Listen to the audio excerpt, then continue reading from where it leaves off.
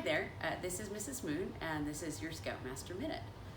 This week, with the first year Scouts, we learned how to properly fold a United States flag.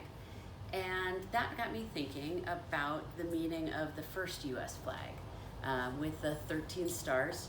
It also reminded me of, I don't know how many of you have seen the musical Hamilton, but I recently saw it on, on TV since it's out right now.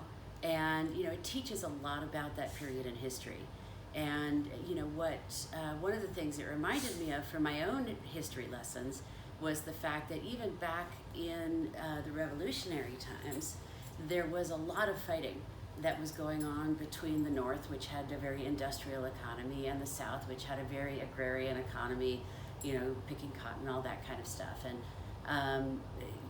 there was, at that time when the United States was being formed, there was a real concern that these states might not be united, that it might be individual colonies all fending for themselves, or that there might be several countries that get formed, and there was real fighting that was happening at that time. And a lot of that is shown in Hamilton too. It's interesting because it reminds me in some ways of some of the things that are going on now. If you're paying attention, there are a lot of people that are arguing and maybe not listening to each other so much. And there's, sort of groups that are,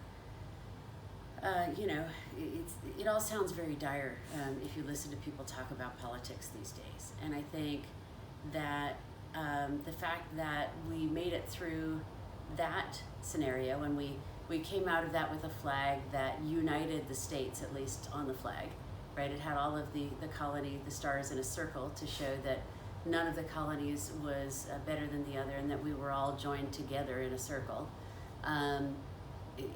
It shows that we came through a time like that in the past. I think we can come through this challenging time right now also, but I would ask that the Scouts help with that, as I do, by opening their ears and listening to viewpoints other than their own, and essentially being the change that we all would like to see in the world. And that's my Scoutmaster Minute.